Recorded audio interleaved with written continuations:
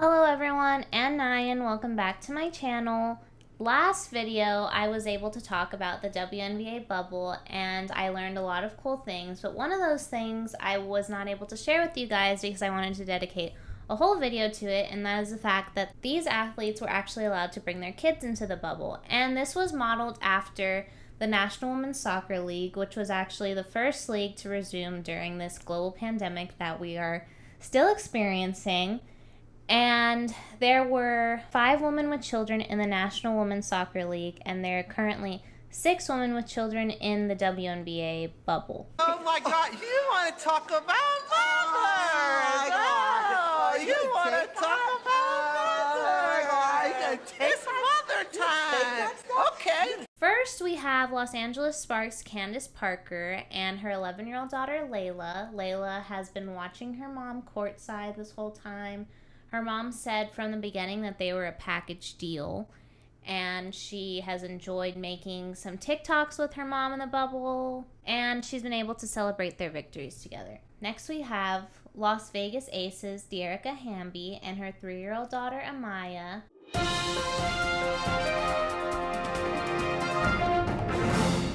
Amaya is the team's mini assistant and #1 fan. Amaya's ability to balance her social life and full workload is admirable, to say the least.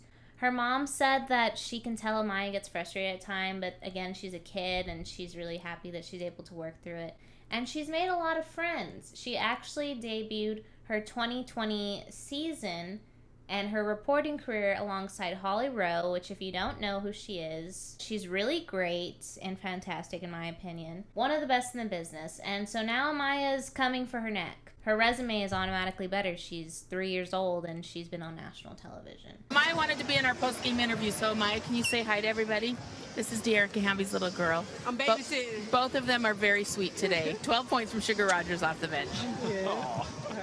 What a cutie, Dearica Hamby's little daughter. Next we have Phoenix Mercury's Bria Hartley and her 3-year-old son, Bryson. Bryson is their photo intern. I would say arguably he is the Michael Jordan of photography, and if you say otherwise, you're wrong. Here are some of Bryson's best shots.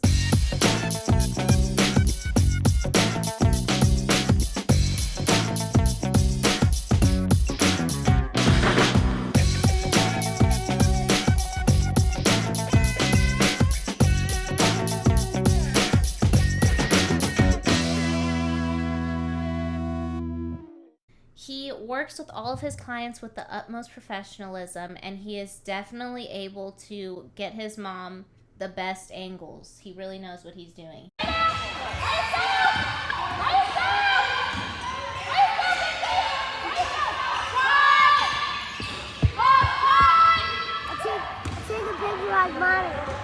Last but not least, we have Connecticut Suns player Bria Holmes and her 2-year-old daughter Deanna, aka Baby D.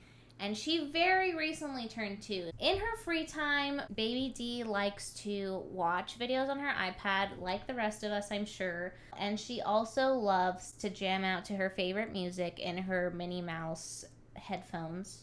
Holmes admits that she was hesitant about bringing her baby to the bubble, but she is glad she did. She says her daughter is really a beacon of light. She's such a happy baby and a good stress reliever for her. She says the most difficult part about having her daughter there is really being able to balance when she needs to sleep, when she needs to eat, also her own practice schedule, what she needs to be doing to make sure that she's on her A game for her team. The women were allowed to bring their kids into the bubble because the size of the operation would be smaller and they would be able to cover caretakers.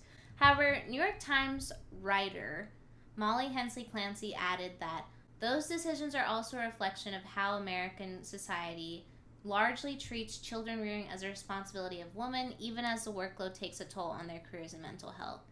I think there's a lot of ways to look at this because I think that we tend to view professional athletes or celebrities or just people we really admire with, I would say, extreme amounts of talent as indestructible people in the way they experience their emotions and the way they live their lives, just a lot of things. I think a good example or a way to kind of drill this into people's minds as I think about when Kobe passed, myself included. It felt very shocking because we view people of his status, legends like himself, as these indestructible beings. And this is, I'm not criticizing the way we view these people or admire these people, but what I do see is that we don't place this value on their mental health or the way they have emotions or they have feelings. Like, we think that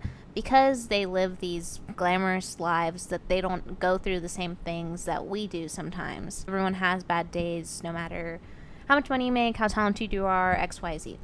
Something we really should do that would help kind of the issue that I'm seeing with the way the WNBA is viewed versus the NBA is viewed, or just men in pro sports, just that in general, is we really need to equalize the way we value mental health, because these women, although they love their kids, obviously, it's hard to be working this full-time job and taking care of their kids, but it's expected for a woman to do that for whatever reason.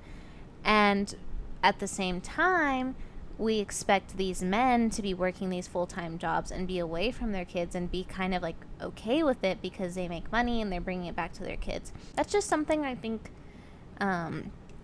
we could be talking about more.